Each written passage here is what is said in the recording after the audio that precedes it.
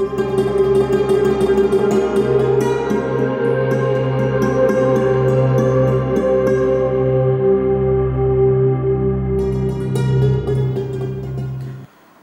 আলাইকুম ওয়া রাহমাতুল্লাহি ওয়া বারাকাতুহু নাহমাদুহু ওয়া নুসাল্লি আলা রাসূলিহিল কারীম আম্মা বাদ। প্রিয় দর্শক মণ্ডলী, সুন্দর এই সময়ে বিশ্বের যে প্রান্ত থেকে আপনাদের প্রিয় চ্যানেল দেশ টিভির পর্দায় আমাদের সাথে যুক্ত হয়েছেন, প্রত্যেককে আন্তরিক মোবারকবাদ, প্রীতি এবং শুভেচ্ছা জানাচ্ছি ইসলামী জীবন ও জিজ্ঞাসার 456তম পর্বে। প্রিয় দর্শক মণ্ডলীর সাথে আছি মোহাম্মদ আল আমিন খান। আজকে আপনাদের প্রশ্নগুলোর উত্তর দেওয়ার জন্য আমাদের স্টুডিওতে আমন্ত্রিত হয়েছেন বাংলাদেশের প্রখ্যাত আলেমদিন, বিশিষ্ট ইসলামী চিন্তাবিদ এবং শিক্ষাবিদ ফদিলাতুল শেখ মুহতারাম মুফতি জাবের হোসেন কাসেমি হাফিজাহুল্লাহ, সম্মানিত মুহাদ্দিস, বারিধারা জামিয়া মাদানিয়া বারিধারা, ঢাকা। আসসালামু আলাইকুম ওয়া রাহমাতুল্লাহ। মুহতারাম, ভালো আছেন? জি আলহামদুলিল্লাহ ভালো। আপনাকে স্বাগত জানাচ্ছি আমাদের চমৎকার আয়োজনে। ধন্যবাদ।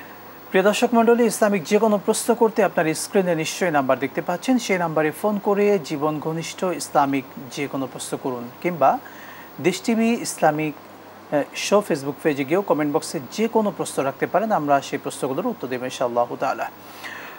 প্রিয় দর্শক মণ্ডলী, আমরা সম্প্রতি দেখতে পাচ্ছি রাসেল ভাইপার নামে একটি সাপ প্রচুর বেড়ে গিয়েছে আমাদের বাংলাদেশে। বিশেষ করে উপকূলীয় যে অঞ্চলগুলো আছে, নদী কেন্দ্রিক যে অঞ্চলগুলো, সেখানে প্রচুর পরিমাণে এই রাসেল ভাইপার সাপ, বিষাক্ত প্রাণী যেটি সবলে প্রায় অধিকাংশ মানুষ মারা যাচ্ছে আমরা দেখতে পাচ্ছি। এরকম বিষাক্ত প্রাণী, সাপ কিংবা অন্যান্য বিষাক্ত প্রাণী থেকে মুক্তির জন্য ইসলাম আমাদেরকে কি কি দিক নির্দেশনা দিয়েছে কোরআন সুন্নাহর আলোকে, আজকে জানবো ইনশাআল্লাহ তাআলা। শেখ, প্রথমে জানতে চাওয়া আজকে যে আমাদের মূল টপিক, আল্লাহ সুবহানাহু ওয়া তাআলা এই যে বিষাক্ত প্রাণী সাপ, তো আল্লাহ তাআলার সৃষ্টি, যত সৃষ্টি রয়েছে প্রত্যেকটি সৃষ্টি আল্লাহ সুবহানাহু ওয়া তাআলার। এই যে সাপ কিংবা বিষাক্ত প্রাণী যেগুলো আমরা দেখতে পাই, এগুলোকে আল্লাহ তাআলা কেন সৃষ্টি করেছেন, রহস্যটা কি? ধন্যবাদ। দূরে এবং কাছে যারা আমাদেরকে দেখছেন তাদেরকে ধন্যবাদ জানিয়ে, আপনি যে বর্তমান সময়ে যে প্রশ্নটি করেছেন এটি অত্যন্ত গুরুত্বপূর্ণ। যে আল্লাহ সুবহানাহু ওয়া তাআলা তার অপর মখলুকের মধ্যে কিছু সৃষ্টিজীব এমন সৃষ্টি করেছেন যেগুলো বাহ্যিকভাবে আমাদের কাছে মনে হয় যেগুলো আমাদের জন্য ক্ষতিকারক। সূরা কাহফের মধ্যে আল্লাহ রাব্বুল আলামিন বলেছেন, ইন্না জাআলনা মা আলাল আরদি জিনাতাল লাহা লিনাবলুয়াহুম আইয়ুহুম আহসানু আমালা। জমিনের মধ্যে আমি, পৃথিবীর যে জমিন, এই ভূখণ্ডের মধ্যে আল্লাহ তাআলা যা সৃষ্টি, এগুলো জমিনের জন্য সৌন্দর্য হিসাবে আল্লাহ রাব্বুল আলামিন সৃষ্টি করেছেন। তো এখানে মুফাসসিরিনে কেরাম এই প্রশ্ন, এই আপত্তি তুলেছেন। আপনি যে প্রশ্নটা করেছেন যে জমিনের জন্য আল্লাহ রাব্বুল আলামিন সৌন্দর্য হিসাবে সব কিছু সৃষ্টি করেছেন, তাহলে জমিনের মধ্যে তো ভালো যে সমস্ত প্রাণী রয়েছে, ভালো যে সমস্ত বিষয় রয়েছে, ঠিক ক্ষতিকারক বস্তু, ক্ষতিকারক প্রাণীও তো জমিনের মধ্যে রয়েছে। তাহলে সেগুলো কিভাবে জমিনের জন্য সৌন্দর্য হলো? বরং আমরা বাহ্যিকভাবে দেখতে পাই এগুলোর দ্বারা বিভিন্ন সময় বিভিন্ন মানুষেরা বিভিন্ন ক্ষতির সম্মুখীন হয়। তো উল্টো তাদের জন্য এটা সৌন্দর্যের পরিবর্তে উল্টো তাদের এটা ক্ষতির কারণ হয়। তাহলে সেগুলো আবার জমিনের জন্য কিভাবে সৌন্দর্য হয়? তো এক্ষেত্রে আমি সর্বপ্রথম যে বিষয়টা আমি শ্রোতাদেরকে বলবো, যে আল্লাহ রাব্বুল আলামিন যেভাবে মানুষ সৃষ্টি করেছেন, এর পাশাপাশি আল্লাহ তাআলা এই পৃথিবীতে অসংখ্য অগণিত অন্যান্য প্রাণী, অন্যান্য সৃষ্টিজীব আল্লাহ তাআলা তৈরি করেছেন। তো এই জন্য আল্লাহ রাব্বুল আলামিন কোনটা কী জন্য তৈরি করেছেন সেটা তিনি সবচাইতে ভালোভাবে জানেন। সেটা অন্য অন্য সৃষ্টিজীব স্বাভাবিকভাবে সমস্ত বিষয়ের জ্ঞান, সমস্ত বিষয়ের ইলম তার নেই। তো এই জন্য আল্লাহ রাব্বুল আলামিন কেন দুনিয়াতে মানুষের জন্য সুখকর বস্তুর পাশাপাশি ক্ষতিকারক বস্তু কেন সৃষ্টি করেছেন, এর মূল উদ্দেশ্য কী, মূল লক্ষ্য কী, সেটা আল্লাহ পাকই ভালো বলতে পারবেন। এটি হলো এক নম্বর বিষয়। দুই নম্বর বিষয় হচ্ছে, আমরা যে সমস্ত বস্তুকে বাহ্যিকভাবে আমাদের দৃষ্টিতে আমরা ক্ষতিকারক মনে করি, কেন ক্ষতিকারক মনে করি? কারণ এটার গভীর যে তথ্য আছে, গভীর যে রহস্য আছে, সেই বিষয়টা আমাদের সামনে বাহ্যিকভাবে নেই। তো ঠিক সাপ নয়, শুধু পৃথিবীর অন্যান্য যত মখলুকাত আছে, সৃষ্টিজীব আছে, আল্লাহ রাব্বুল আলামিনের অন্যান্য যত প্রাণী আছে, যে এগুলোর যেমন বাহ্যিকভাবে ক্ষতিকারক দিক আছে, আবার এগুলোর ভালো দিকগুলোও আছে, ভালো দিকগুলোও আছে, যেগুলো আজকে আমাদের এই বিজ্ঞানের যুগে বিভিন্ন গবেষক বিভিন্নভাবে আল্লাহ তাআলা কোন প্রাণী কী উদ্দেশ্যে এবং এটার দ্বারা মানুষের কি কি ফায়দা হয়, কি কি উপকার হয়, সেই বিষয়গুলোকে তারা সামনে আনার চেষ্টা করেছেন। তো আমাদের এই যে সাপ বা যে প্রাণী নিয়ে আপনি বলেছেন যে এটা তো ক্ষতিকারক, এটাকে আল্লাহ তাআলা কেন তৈরি করলেন? তো আমরাও আশাবাদী যে এটা যদি এখনও বাহ্যিকভাবে কিছু উপকারিতা পাওয়া যায়, কিন্তু এগুলো যদিও বিজ্ঞান সমর্থিত না হতে পারে, বিজ্ঞানের এখনও সেই জায়গায় যেই জায়গাটা আল্লাহ তাআলা ঠিক উপকারী জায়গাটা রেখেছেন সেই পর্যন্ত পৌঁছাতে পারে নাই। তবে আমরা ওস্তাদ যে বিষয়টি বলতে পারি, বিজ্ঞান কিন্তু এটি প্রমাণ করেছে এবং চিকিৎসা বিজ্ঞানে বিশেষ করে এই রাসেল ভাইপার সাপ এটা তো প্রচুর বিষাক্ত। এই বিষাক্ত সাপগুলো এটা কিন্তু মেডিসিন হিসেবে, রোগের প্রতিষেধক হিসেবে এটাকে কিন্তু মডিফাই করে ব্যবহার করা হচ্ছে এবং এটার কিন্তু বিশ্বে চিকিৎসা ক্ষেত্রে এটার প্রচুর চাহিদা রয়েছে। আমরা কিন্তু এটা যারা চিকিৎসক রয়েছেন তাদের থেকে এটা বলতে পারি। এইরকমভাবে যেগুলো বিষাক্ত প্রাণী আমাদের কাছে এটা বিষাক্ত মনে হচ্ছে, কিন্তু এটা বৈজ্ঞানিক দৃষ্টিকোণ থেকে বা চিকিৎসা বিজ্ঞানে এটা কিন্তু আমাদের জন্য প্রক্ষান্তরে বিভিন্নভাবে কল্যাণকর। যেমন আমাদের রোগের প্রতিষেধক, যেমন কিছুদিন আগেও এটা যে আরবের মধ্যে বিশেষ করে উট, যারা উট লালন পালন করে, তো তারা গবেষণা করে এটা বের করে নিয়ে আসছেন যে উটের একটা সময় যাওয়ার পরে সে অসুস্থ হয়ে পড়ে। তো অসুস্থ হয়ে পড়ে সে তার যাবতীয় খাবার দাবার এগুলো সে বন্ধ করে দেয়। তখন আস্তে আস্তে দেখা যায় সে খাবার দাবার না করার কারণে একটা পর্যায়ে সে নিস্তেজ এবং দুর্বল হয়ে পড়ে। তখন তারা চিন্তা করলো যে জীবন্ত বিষধর সাপ এটা যদি ওই উটকে খাওয়ানো হয়, খাওয়ানোর পরে দেখা যায় তার খাওয়ার এবং তৃষ্ণার প্রচণ্ড পিপাসা তার তৈরি হয় এবং এরপর সে পানি পান করে আস্তে আস্তে তার পরিষ্কার হয়ে যায়। তাহলে এটাও একটা বাহ্যিকভাবে আমরা উপকার ইদানিং বিভিন্ন জায়গাতে এটা পাওয়া যাচ্ছে যে উটকেও আস্তা জীবন্ত সাপ খাওয়ানো হচ্ছে। তাহলে আমরা একবারেই যে উপকার নেই বা বোঝা যাচ্ছে না বিষয়টা, কিন্তু আল্লাহ তাআলার প্রত্যেকটি সৃষ্টি প্রয়োজনীয়।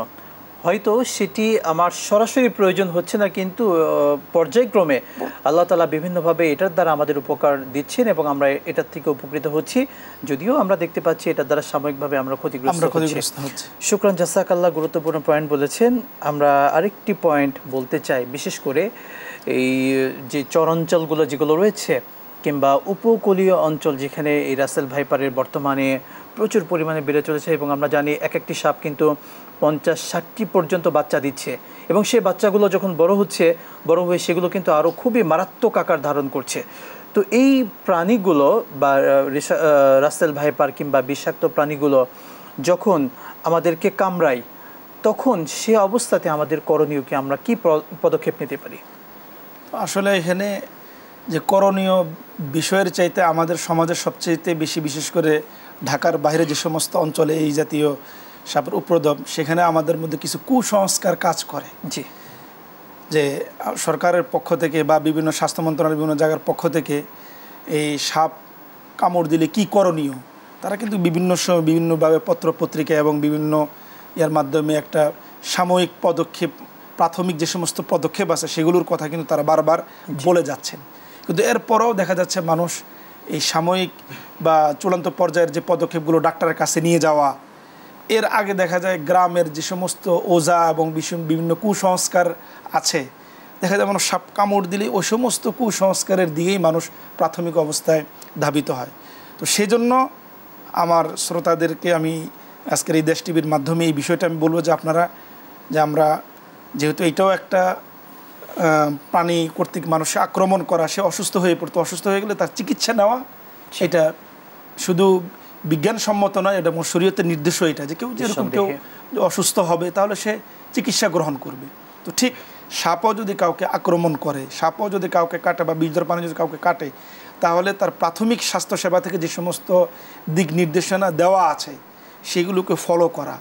কিন্তু যেগুলো গ্রাম অঞ্চলে আগের থেকেই চলে আসছে বিভিন্ন কুসংস্কার, যেমন কেউ খুব শক্ত করে বেঁধে ফেলে, ব্লেড দিয়ে এটাকে কেটে ফেলে বা ওজাকে নিয়ে আসে, তো অনেক সময় দেখা যায় এতে তার উপকারের পরিবর্তে উল্টো তার ক্ষতি হয়ে যায়, ক্ষতি হচ্ছে। আমরা এটা বিভিন্ন ইয়েতে পাওয়া যায়। তো সেজন্য শ্রোতাদের প্রতি আমাদের এই উদাত্ত আহ্বান থাকবে যে আমরা ওই সমস্ত কুসংস্কারের দিকে মনোযোগ না দিয়ে বরং যে সমস্ত স্বাস্থ্যসেবা কর্তৃক যে সমস্ত বিষয়গুলোকে আমাদেরকে ফলো করতে বলা হয়েছে সে সমস্ত বিষয়গুলোকে আমরা অনুসরণ করব এবং সে সমস্ত বিষয়গুলোকে আমরা সামনে রেখে এবং ডাক্তারের শরণাপন্ন আমরা হওয়ার চেষ্টা করব। নিঃসন্দেহে শুকরান জাযাকাল্লাহ। আমরা যখনই এই যে কোনো সাপ কামড়াবে আমরা সেই জায়গাকে সুন্দর করে পানি ঢালবো, প্রচুরভাবে পানি ঢেলে এরপরে আমরা নিকটতম যে হসপিটাল রয়েছে, সরকারি হসপিটাল বিশেষ করে, সেই হসপিটালে আমরা যাওয়ার চেষ্টা করব জেলা শহরগুলো যে হসপিটাল সেখানে যাওয়ার জন্য।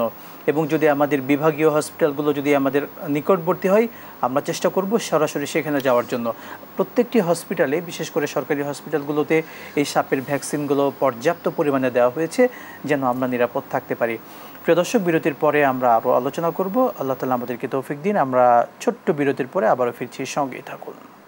বিরতির পরে আবারও স্বাগত জানাচ্ছি প্রিয় দর্শক, আপনাদের প্রিয় চ্যানেল দেশ টিভির পর্দায় প্রিয় আয়োজন ইসলামী জীবন ও জিজ্ঞাসায়। ইসলামিক যে কোনো প্রশ্ন করতে আপনার স্ক্রিনে দেখানো নাম্বারে ফোন করে প্রশ্ন করুন। সেই সাথে দেশ টিভি ইসলামিক শো ফেসবুক পেজে কেউ কমেন্ট বক্সে প্রশ্ন রাখতে পারেন। শেখ চমৎকার আলোচনা করছিলেন যে বিষাক্ত প্রাণী থেকে বাঁচার জন্য আমরা কী কী পদক্ষেপ নিতে পারি। আপনি বলেছেন যদি বিষাক্ত প্রাণী কামড়ায় আমরা কি করব সেটিও আমরা শুনেছি। জানাবেন বিষাক্ত প্রাণীগুলো থেকে, সাপ কিংবা এই রাসেল ভাইপার বা অন্য যে কোনো সাপ বা বিষাক্ত প্রাণীগুলো থেকে নিজেকে সেভ করার জন্য কোরআন সুন্নাহয় কোনো দোয়া আছে কি, যে দোয়া পড়ার দ্বারা আল্লাহ তাআলা আমাকে হেফাজত করবেন? জি, আসলে এখানে প্রথমত একটা বিষয় আমাদের বুঝার বিষয় যে রাসূল করিম সাল্লাল্লাহু আলাইহি ওয়াসাল্লাম আমাদের জন্য বিশেষ কিছু আমল বিভিন্ন জায়গাতে রাসূল করিম সাল্লাল্লাহু আলাইহি ওয়াসাল্লাম বিভিন্ন আমলের কথা বলেছেন এবং এই আমলগুলো আমরা অনেক সময় পড়ি কিন্তু দেখা যায় আমাদের মধ্যে ওই ধরনের প্রভাব সৃষ্টি হয় না এবং আমরা ফায়দা পাই না। এবং এই কারণে অনেক সময় আমাদের মনে হয় যে এই সমস্ত দোয়া শুধু এভাবেই আছে, সেই হিসাবে পড়া হইলে হইতেও পারে, নাও হতে পারে। তো সেজন্য আমরা এই শুধু রাসেল ভাইপার না, যে কোনো বিষাক্ত প্রাণীর ক্ষেত্রেও রাসূল করিম সাল্লাল্লাহু আলাইহি সাল্লাম যে দোয়াটা আমাদেরকে শিখিয়েছেন এটা অত্যন্ত পরিপূর্ণ। যে এই পরিপূর্ণ দোয়ার মধ্যে যে আউযু বিকালিমাতিল্লাহি তাম্মাতি মিন শাররি মা খালাক, যে আল্লাহ পাকের যে সৃষ্টি আছে, সৃষ্টির মধ্যে যেগুলো অকল্যাণ অমঙ্গল রয়েছে এগুলোর অনিষ্ট থেকে আল্লাহ তোমার কাছে আমি পরিপূর্ণভাবে পানা চাচ্ছি। তো এই সামান্য এতটুকু দোয়া কেউ যদি সকাল সন্ধ্যায় 3 বার করে পড়ে নেয় তা আশা করা যায় যে আল্লাহ তাআলা তাকে যে কোনো প্রকারের অনিষ্ট অকল্যাণ থেকে আল্লাহ তাআলা তাকে হেফাজত করবেন। এটির কিন্তু একটি ঘটনাও রয়েছে, পরীক্ষিত একটি ঘটনা রয়েছে। একজন সাহাবীকে যখন বিষাক্ত এভাবে প্রাণী কামড় দিয়েছিল, অন্যান্য সাহাবীরা তাকে দেখতে এসে বললেন, ভাই তুমি কি গত রাত্রে এই দোয়াটি পড়তে ভুলে গিয়েছিলে? সাহাবী বললেন যে হ্যাঁ, আমি তো গত রাত্রে পড়তে ভুলে গিয়েছিলাম।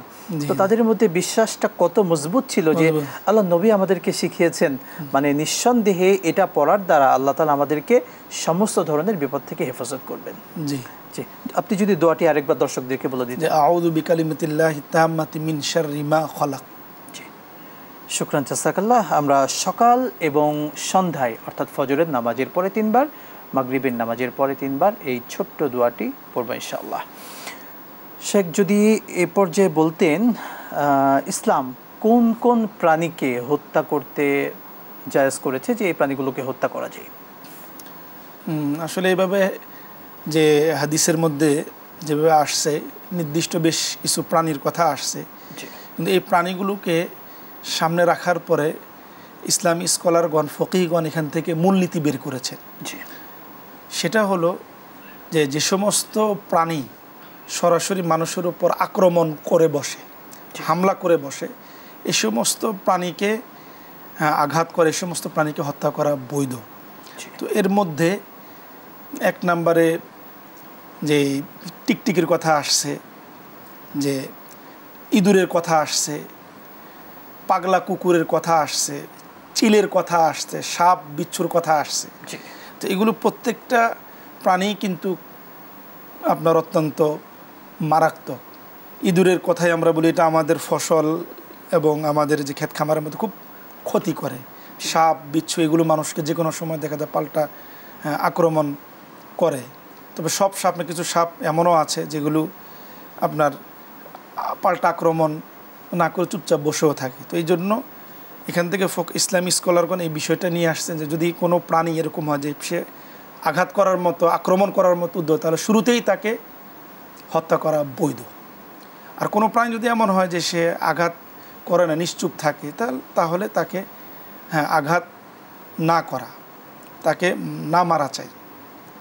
যদি এরকম মনে হয় যে না, সে আমার উপর আক্রমণ করে বসতেই পারে, আমাকে ক্ষতি সাধন করতেই পারে, তাহলে সেক্ষেত্রে তার উপর আক্রমণ করা যায়। বিশেষভাবে সাপের বেলায় আমাদের একটু সতর্কতাটা বেশি অবলম্বন করতে হবে, কারণ রাসূল করিম সাল্লাল্লাহু আলাইহি সাল্লাম আমাদেরকে সতর্ক করছেন যে তোমরা রাত্রেবেলা যখন সাপ দেখো তখন তোমরা তাকে সতর্ক করো, কারণ অনেক সময় বিভিন্ন জিন এরা রাত্রিবেলায় সাপের আকার ধারণ করে, সাপের সুরত ধরে এরা থাকে। তো এই জন্য তাকে সতর্ক করা যে তুমি যদি জিন হয়ে যাও, তুমি যদি অন্য হয়ে থাকো, তাহলে তুমি এখান থেকে চলে যাও। এভাবে 3 বার সতর্ক করার পরে আল্লাহ রাসূল সাল্লাল্লাহু আলাইহি ওয়াসাল্লাম যদি সে চলে যাবে তাহলে তাকে কিছু না করে, আর যদি এরপরও যদি দেখা যায় সে সামনে আসতে থাকে বা উদ্যত হয়, তাহলে বুঝতে হবে যে সে মূলত জিন না, প্রকৃতই সে সাপ। সেক্ষেত্রে কেউ যদি আক্রমণ করে, কেউ মারে, তাহলে তাকে দোষারোপ করা যায় না। তো এই জন্য এই সকল প্রাণীর থেকে অন্য যে এগুলো তো হাদিসের মধ্যে উদাহরণ হিসেবে বলা হয়েছে, এর অর্থ শুধু এটাই নয় যে শুধু এই প্রাণীগুলি, মূলনীতি যে প্রাণীগুলো আমার ক্ষতি করতে পারে এবং ক্ষতি করতে আসছে, তেড়ে আসছে আমার দিকে, সেই প্রাণীগুলোকে আমরা চাইলে হত্যা করতে পারি এই ধরনের। শুকরান, জাযাকাল্লাহ। শেখ আরেকটু বলতেন, আমরা তো কোন কোন প্রাণীকে হত্যা করা যায় এই ব্যাপারে আমরা শুনেছি, ইসলাম কি এই ব্যাপারে কোনো মূলনীতি দিয়েছে যে কোন প্রাণীগুলোকে সচরাচর হত্যা করা যায় না অথচ আমরা হত্যা করছি, এরকম কোনো মূলনীতি আছে কিনা? এরকম একটা হাদিসের মধ্যে এরকম পাওয়া যায়, বিশেষ করে যে নিরহ প্রাণী এবং যে সমস্ত প্রাণী দ্বারা আমরা উপকৃত হই, যেমন পিঁপড়া আছে, এরপরে মৌমাছি আছে। কিন্তু মৌমাছির বেলায় আমাদের দেখা যায় অনেক সময় যে এটা কামড় দিবে, কিন্তু আসলে সচরাচর মৌমাছির চাকের মধ্যে কেউ ঢিল না দিলে মৌমাছির মতো করেই থাকে স্বাভাবিকভাবে। কিন্তু এই যে আমরা একটু আগে আমরা আলোচনা করেছি যে কোনো প্রাণী যদি এরকম হয় যে সে তেড়ে আসে, তাহলে সেক্ষেত্রে তাকে প্রতিরোধ করা বা তাকে আক্রমণ করা বা তাকে হত্যা করা, সেটা অনুমোদন আছে। তো এটা পিঁপড়ার বেলায়ও আছে। কিন্তু যদি পিঁপড়া যদি স্বাভাবিক অবস্থা সাধারণত যদি জ্বালাতন না করে, কাউকে না করে, এরকম মৌমাছি যে যার থেকে যারা বিভিন্ন ফুল থেকে মধু সংগ্রহ করে এবং এই মধুর দ্বারা মানুষ উপকৃত হয়, এমনিভাবে হুদহুদ পাখির কথাও পাওয়া যায়। মধুর ব্যাপারে তো আমরা সরাসরি আয়াত পাচ্ছি, এবং মৌমাছির ব্যাপারে নাহাল নামে একটা সূরা কিন্তু আছে, ইয়াখরুজু মিন বুতুনিহা শারাবুম মুখতালিফুন আলওয়ানুহু ফীহি শিফাউল লিন-নাস। আল্লাহু আকবার, সরাসরি এসেছে। সুতরাং এই প্রাণীগুলোর ব্যাপারে সচেতন থাকতে হবে। চমৎকারভাবে বলছিলেন বেশ কিছু পয়েন্ট। শেখ যদি বলতেন, যেহেতু হজ উমরার সময় চলেছে এবং হজ আলহামদুলিল্লাহ এর মধ্যে শেষ হয়েছে, হাজী সাহেবগণ অনেকে উমরা করছেন বা মদিনা রওনা করেছেন, আমরা যারা হজে যেতে পারিনি কোন কোন আমল করলে আল্লাহ তাআলা আমাদেরকে হজ কিংবা উমরার সওয়াব দিয়ে দেবেন? আসলে এটা একটা সুন্দর, যেহেতু প্রতি বছরই আমাদের বিশ্বের বিভিন্ন প্রান্ত থেকে আল্লাহ তাআলা যাদেরকে কবুল করেন তারা হজে যান, কিন্তু অনেক মানুষ এমন আছে যে যারা হজে আসলে চেষ্টা করেন বা ইচ্ছা করেন, নিয়ত করেন, কিন্তু যেতে পারেন না। কিন্তু আল্লাহ তাআলা তাদের জন্য এমন কিছু আমল বলে দিয়েছেন যে এগুলো যদি কেউ নিজ দেশে থেকেও, নিজ জায়গাতে থেকেও, এবং এই আমলগুলো দেখা যায় প্রায় সময় আমরা করিও, কিন্তু আমরা এই আমলগুলোর ফজিলত আমাদের জানা নাই। না জানার কারণে দেখা যাচ্ছে আমি আমলগুলো করছি, কিন্তু যতটা গুরুত্ব নিয়ে, যতটা মহাব্বত নিয়ে, যতটা ভালোবাসা নিয়ে আমার এই আমলগুলো করা দরকার, আমি ঠিক ততটা করছি না। কেন? এগুলোর ফজিলত, এগুলোর ব্যাপারে আল্লাহ রাব্বুল যে পুরস্কার রেখেছেন সেগুলো আমাদের জানা নেই।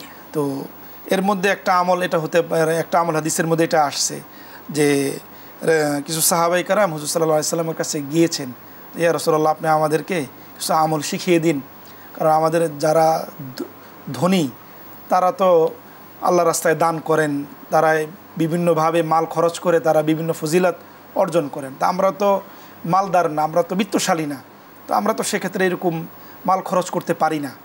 তাহলে আমাদের জন্য কি কোনো সুযোগ আছে কি না মাল খরচ না করেও আমরা অঢেল নেকি, অঢেল সওয়াবের আমরা রাসূল করিম সাল্লাল্লাহু আলাইহি ওয়াসাল্লাম, ঠিক আছে তোমরা একটা কাজ করো, প্রত্যেক নামাজের পরে, যেটা আমাদের সমাজে 3 তাসবিহ নামে প্রসিদ্ধ, যে 33 বার সুবহানাল্লাহ, 33 বার আলহামদুলিল্লাহ এবং 34 বার আল্লাহু আকবার, হ্যাঁ এটা পড়া, তো এটা কেউ যদি পড়ে তাহলে তার আমলনামা হজ এবং ওমরার সওয়াব আল্লাহ তাআলা দান করবে। এটা একটা আমল। তো এটা করার জন্য তেমন একটু শুধু, কিন্তু আমাদের সমাজে দেখা যায় মানুষ করতে হয় শুধু, হ্যাঁ ইচ্ছা করতে হয় এবং একটু নিয়ত করতে হয়, কিন্তু আমাদের সমাজে দেখা যায় মানুষ ইমাম সাহেব সালাম ফিরানোর পরেই মসজিদ থেকে বের হওয়ার জন্য খুব তাড়াহুড়া শুরু হয়ে যায়।